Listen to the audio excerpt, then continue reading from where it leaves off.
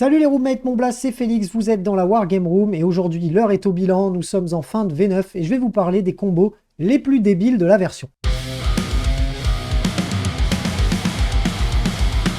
Tout d'abord un peu de contexte, nous sommes en V8, le soleil brille, les oiseaux chantent, j'ai une bonne situation et j'ai envie de me lancer un petit peu dans la méta de Warhammer 40 000 et de jouer quelque chose de fort.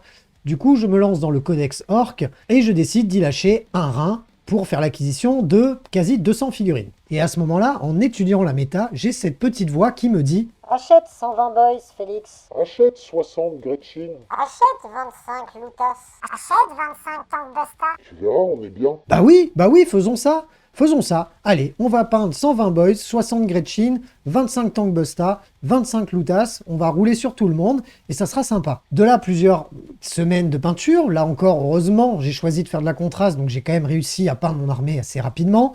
Je l'ai joué 2 fois. J'ai transpiré à chaque phase de mouvement puisqu'il fallait déplacer plus de 200 figurines pour avoir le droit au nerf, même pas 3 mois après, puisque la V9 est sortie. L'orc a été carrément redessiné et avec des figurines beaucoup plus belles que ce qui était proposé avant, et en plus de ça, tout ce qui était fort ne l'était plus. J'ai subi ce jour-là une des plus grosses frustrations que j'ai pu ressentir dans le hobby, et c'est pourquoi je fais cette vidéo, et bien parce que je ne fonctionnerai plus jamais de cette manière, parce que c'est beaucoup trop frustrant quand on a tout à acheter et tout à peindre. Et ça pourrait éventuellement décourager les plus novices d'entre nous qui voudraient se lancer directement dans le compétitif, acheter des listes un peu toutes faites et se rendre compte 3 mois après que ça n'est absolument plus jouable, et du coup d'avoir clairement jeté de l'argent par les fenêtres. En V8, on a eu le droit à plein de choses. On a eu le droit au parking de véhicules primaris avec des full relance où c'était n'importe quoi. On a eu le droit aussi au parking taux où du moment qu'on arrivait sur la tronche du taux, toute l'armée nous tirait dessus et on prenait tarif. Si on restait dans son coin, on se faisait tirer dessus, on prenait tarif. Ou encore la combo en début de version avec les Inari qui était littéralement impinable puisque c'est à ce moment-là que je commençais un petit peu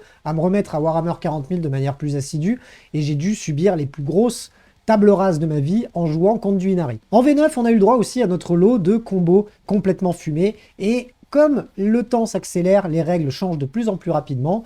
Cette fois-ci, les combos qui, à certains moments, pouvaient marcher pendant peut-être 6 mois, voire peut-être même 1 an si on était chanceux, maintenant ont tendance à fonctionner 3 mois si on est sympa. Games Workshop prend l'habitude de sortir un codex, de faire des essais, et quand elle voit que le win rate d'une armée est beaucoup trop haut ou qu'une unité est beaucoup trop jouée, Games Workshop a tendance à nerfer cette unité, que ce soit en termes de coups en points ou en termes de règles.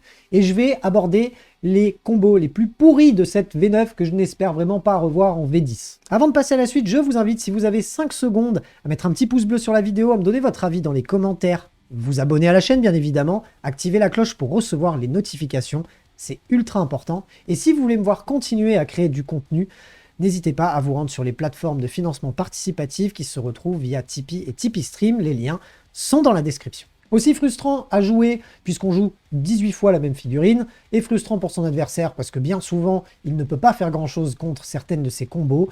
On va commencer avec les moins, on va dire, létales, celles qui étaient encore acceptables. Par exemple, chez le Grey Knight, on avait la possibilité de multiplier les grands maîtres en armure Némésis qui devenaient des figurines véhicules qui pouvaient être cachées derrière les décors puisqu'elles n'étaient pas énormes. En plus de ça, elles avaient un bon mouvement, une bonne capacité de tir, une bonne capacité de corps à corps. On pouvait aussi les améliorer en termes de traits de seigneur de guerre et de reliques pour en faire des figurines vraiment ultra fortes.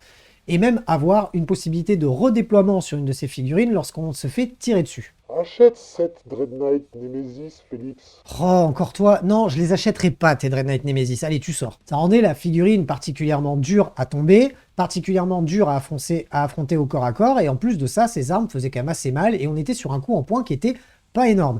Rajoutez à ça le fait de pouvoir rajouter des Dread Knight Nemesis en choix de soutien, on se retrouvait très vite avec des armées de Grey Knight qui pouvaient compter 5 à 7 armure Dread Knight Nemesis. Alors pour une armée à thème, c'est très sympa. Par contre, pour un adversaire que l'on n'aurait pas prévenu à l'avance, s'il n'a aucune façon, ou du moins qu'il a que très peu de façons de gérer l'anti-char, il va clairement se casser le museau dessus et il va passer très certainement une très mauvaise partie. Vient ensuite la combo du roi silencieux Necron qui était passé figurine véhicule base, donc qui pouvait donner des relances aux véhicules autour de lui puisque les véhicules étaient eux aussi passés base. On avait la possibilité de lui redonner des points de vie en soignant les menhirs, les espèces de petits menhirs qu'il y avait à côté de lui. Achète le roi silencieux, Félix. Achète des destroyers lourds et des destroyers légers, Necron. Tu verras, c'est bien. Comique de répétition un peu, ça devient un petit peu lourd. Ça a été largement nerfé depuis puisqu'il a perdu le mot-clé base, et c'est tant mieux. Il y avait même eu un règlement spécial, il me semble WTC, qui interdisait de pouvoir redonner des points de vie au menhir, puisque ça devenait complètement pété, le truc devenait intuable, et combiné aux objectifs secondaires de l'armée Necron, ça devenait clairement injouable. Le Necron, en plus, était une armée qui, à ce moment-là de la méta, pouvait clairement jouer toute seule, sans avoir besoin de son adversaire. Pendant les 3 premiers tours, il allait marquer le maximum de ses secondaires et de ses primaires, et même si par la suite il se faisait table rasée, il avait tellement marqué de points que c'était quasiment impossible de le rattraper. Ça a été, encore une fois, largement nerfé, puisque le roi silencieux a perdu le mot-clé base, on ne peut plus redonner de points de vie au menhir, il ne peut plus donner de reroll, il ne peut plus se donner la reroll à lui-même, et en plus les objectifs secondaires de l'armée Necron ont largement été nerfés, et c'est pas plus mal. Ça donne maintenant d'autres clés à cette armée qui a un codex qui est extrêmement vaste, pour sortir d'autres choses et mettre d'autres choses sur la table, surtout que c'est une figurine qui coûte cher en points, et quand on met ça dans son armée, on se prive mine de rien de 400 points d'autres figurines. On passe sur les croustibats de l'espace, les poissons les plus charismatiques de la galaxie au 41e millénaire, j'ai nommé les taux, qui donnaient 2 possibilités complètement débiles dans ce codex, et je suis bien content que ça ait changé. On avait la possibilité, avec des volants bombardiers, de survoler les unités ennemies et de leur faire des blessures mortelles, sachant que la blessure mortelle en V9 est quand même très prisée et très très forte, pour un coup en point qui est quand même assez risible. Combiné à ça, le fait de jouer des unités de Crisis avec 3 fois une arme à plasma qui fait des dégâts 3 pour une PA énormissime, on se retrouvait avec des trucs qui pouvaient meuler n'importe quoi, et encore une fois à moindre coût.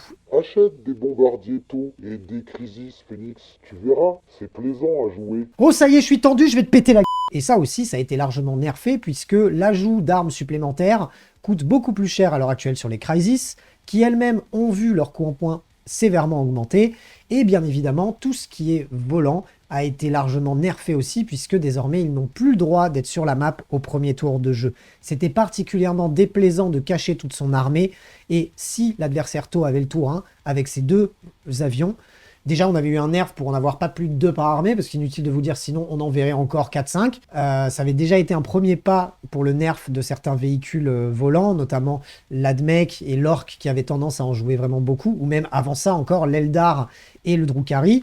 Maintenant, on était limité à 2 avions, mais on était quand même encore assez efficace et surtout très peu cher en points quand on voit le coût des volants Primaris et Space Marines qui n'ont absolument pas la même empreinte sur la map et sur le jeu que celui des taux. Donc je suis bien content qu'il y ait eu ce nerf, ça donne d'autres possibilités au codex. Encore une fois, le codex taux est un bouquin qui donne pas mal de datasheets différentes. Il y a des tas d'autres choses à faire dans ce codex, c'est un petit peu dommage selon moi de jouer uniquement ces unités complètement pétées. Il y a plein d'autres choses, des hommes à pied, des cibleurs, d'autres véhicules qui font de très bons dégâts, d'autres synergies à faire avec d'autres choses, et donc c'est pas plus mal que ce nerf soit survenu.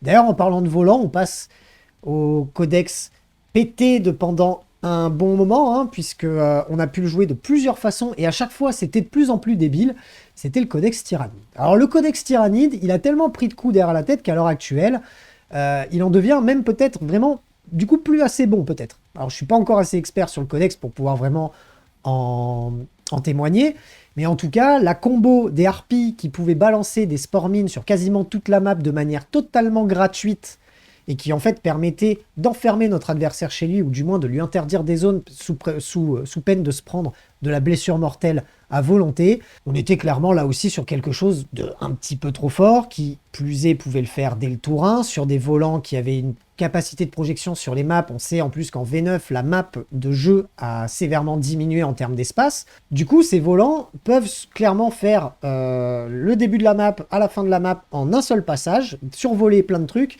lâcher des spore mines, c'était assez impinable.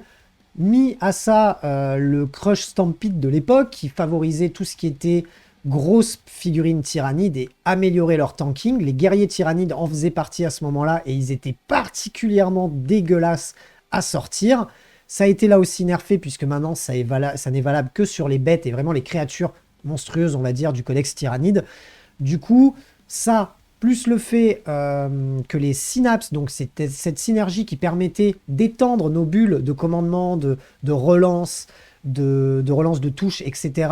sur quasiment toute la map en faisant une petite chaîne de figurines. Ça a été aussi largement nerfé puisqu'il n'y en a plus que certaines qui peuvent le faire. Et surtout, maintenant, si l'on perd les principaux synapses de notre armée, on n'est plus en capacité de les balancer sur toute la map, voire de les balancer tout court. Donc le prince tyrannide qu'on avait tendance à envoyer gratuitement chez l'adversaire au tour 1 pour meuler tout ce qui bouge, quitte à mourir derrière, alors qu'en plus on avait des capacités à se redéployer derrière ou refaire un mouvement pour pouvoir aller taper l'ennemi et puis se casser tranquillement. Là maintenant, là aussi ça a été très nettement nerfé puisque on ne peut plus utiliser cette combo-là, et ça vous force quelque part à garder vos créatures synapses le plus longtemps possible sur la map pour pouvoir bénéficier de ces auras. On a aussi vécu la version tir sans ligne de vue des Hive Guard que l'on met fond de map derrière un bâtiment qui était impossible à déloger puisqu'ils étaient cachés. En plus, c'était des trucs quand même assez endurants avec plusieurs points de vie, qui avaient une capacité de reroll quand on leur mettait les bonnes auras, etc. Et en plus, on n'avait pas de malus pour tirer sans ligne de vue. On était clairement sur des armées qui comptaient 3 x 6 Hive Guard de manière totalement tranquille au KLM, comme disent les jeunes. Et ça devenait clairement impinable parce que il suffisait que derrière, l'adversaire nous mette un peu de swarm, c'est-à-dire beaucoup de figurines sur la map et nous les envoie sur la tronche. On avait beaucoup de mal déjà à répondre à la masse qui nous arrivait sur la tronche et en plus aller s'occuper de ce qui nous tambourine le groin derrière pendant qu'on essaie de se démener avec les petites saloperies qui nous arrivent dans la tronche. Donc là, encore une fois, pas mal de nerfs puisque le tir sans ligne de vue a été largement diminué puisque maintenant on a une capacité de tir qui est amoindrie de 1 et on a une sauvegarde en face lorsque l'on tire sans ligne de vue qui est améliorée de 1. On a ensuite une combo un petit peu plus récente puisque je vais parler des Terminator Space Marines du chaos accompagnés de leur maître de la possession et de leur apôtre noir. On se retrouve avec des figurines quasiment intuables, surtout quand on joue un pack de 10 thermies. On se rend compte qu'on va avoir -1 pour les blessés, qu'on va diminuer les dégâts, qu'on va avoir du mal aussi à les toucher, qu'en plus de ça, ils vont pouvoir avoir un insensible à la douleur. Combiné à ça, le fait de les jouer dans la faction la plus dégueulasse du codex Space Marines du chaos, qui était donc les enfants de Bill, qui leur donnait la possibilité, quand on les impactait au corps à corps, de pouvoir taper avant de mourir. Donc même si on arrivait à leur mettre une savate assez grosse, et il fallait le faire, hein, pour tomber le pack, on savait que derrière, il allait tellement nous meuler la tronche qu'on allait aussi perdre notre unité. C'était particulièrement dégueulasse, et ça a été encore une fois largement nerfé par Games Workshop assez rapidement après la sortie, hein, puisque je pense que cette combo-là a dû durer environ 3 mois. On s'est retrouvé avec un coût en points sur les Terminators largement augmenté. Ajouté à ça, Abaddon à l'époque, qui avait un coût en points qui était quand même nettement en dessous de ce qu'il est aujourd'hui. Abaddon est une figurine impinable puisqu'on ne peut pas la tuer en one-shot, puisqu'elle ne peut pas perdre un certain nombre de points de vie par phase de combat. Elle meule tout ce qui bouge au corps à corps, elle fait de la full relance autour d'elle en termes de touches. Il était particulièrement détestable et en plus il était écrantable ce garçon puisqu'on était sur une figurine qui avait moins de 18 points de vie. Maintenant on l'a largement nerfé en termes de coups en points et du coup elle est un petit peu moins sortable. Ça a un petit peu rééquilibré la chose, même si maintenant la combo sur le Codex Space Marines du chaos va devoir se chercher ailleurs puisqu'elle n'est plus absolument plus vue. Et même la faction Sons of Bile a elle aussi été nerfée puisque désormais on ne va plus systématiquement taper en mourant, on va devoir lancer un dé pour chaque unité qui tape avant de mourir, et sur un 4+ seulement, on pourra taper avant de mourir. Ça rééquilibre peut-être un peu plus la balance au sein de cette armée. Maintenant, le nerf sur le thermi en soi est peut-être un petit peu injustifié selon moi. Je vous passe sur la combo avec les Void Waver qui a duré chez les Arlequins environ 3 jours et demi, puisque ça a été largement déglingué par Games Workshop, je crois, même pas 3 mois après la sortie du truc, parce que c'était clairement aberrant. Mais par contre, je vais vous parler d'un peu le même genre, un nerf qui est survenu assez rapidement. C'est mon préféré, parce que j'ai eu beaucoup d'amis autour de moi qui avaient acheté l'unité en plusieurs exemplaires, et je leur avais dit à l'époque, pourquoi tu fais ça? T'es sûr de toi? Ça va être nerfé, frérot. Ouais, moi j'ai été traumatisé par l'armée orc, du coup je prends des pincettes avant d'acheter des trucs. C'était la combo des trucks, c'était le Squeak Buggy, qui permettait de tirer sans ligne de vue sur des unités de 3 buggy, qui en plus étaient des unités de grotte, donc il y avait une meilleure capacité de tir, et qui en plus de ça pouvait être jouable en unité de 3, et en plus en 3x3. Donc j'ai vu des tas de listes d'armées de potes acheter 9 Squeak Buggy, et j'ai passé des parties des plus détestables et désagréables à affronter cette armée, puisque un petit peu au même titre que le Tyrannide, il va nous envoyer plein de marmailles dans la tronche qui coûtent pas très cher, et derrière, il va nous tambouriner avec ses Squeak Buggy, ses Daka Jet qui faisaient à l'époque aussi super mal. Et donc le double nerf, enfin les nerfs successifs, que ce soit au niveau des buggy et puis au niveau des avions, ont fait que cette unité maintenant elle est quasiment, voire même plus du tout sur la table. Encore une fois, le nerf au niveau des tirs sans ligne de vue, donc la capacité de tir qui est diminuée. L'orc tire pas non plus comme un ouf, donc du coup il va encore plus peiner à toucher ses cibles. Et en plus de ça, on va avoir une meilleure sauvegarde lorsqu'on est ciblé par des armes sans ligne de vue. En plus de ça, les squeak buggy ont été interdits d'en avoir plus de 3 exemplaires dans une armée. Tous les buggy orcs n'ont plus la possibilité d'être joués en 3x3. On a le droit d'en avoir 3 dans notre armée, de chaque type si on veut, mais on ne peut pas en avoir 9 du même. Et ça a été direct, ça a été éliminatoire direct, on n'en a plus jamais vu sur la table. J'ai très certainement dû oublier pas mal de combos sur cette V9, il y en a eu quand même beaucoup. N'hésitez pas à me donner les vôtres dans les commentaires, ceux que vous avez aimés ou comme ceux que vous avez détestés, ou dites-moi pourquoi vous avez adoré certains de ces combos et pourquoi vous les avez détestés. Pour ma part, dès qu'on est un petit peu trop dans l'optimisé et qu'on joue 36 fois la même figurine, j'ai un petit peu tendance à rejeter le concept, même si je comprends tout à fait le concept d'optimisation et que quand on veut gagner des parties à hauteur compétitive, eh ben on va mettre toutes les armes de son côté, donc on va prendre les meilleures armes du codex. J'espère que ce petit récap des combos les plus pétés de la V9 selon moi vous a plu. On se retrouve très bientôt pour plein d'autres vidéos. D'ici là, prenez soin de vous. Salut les roommates!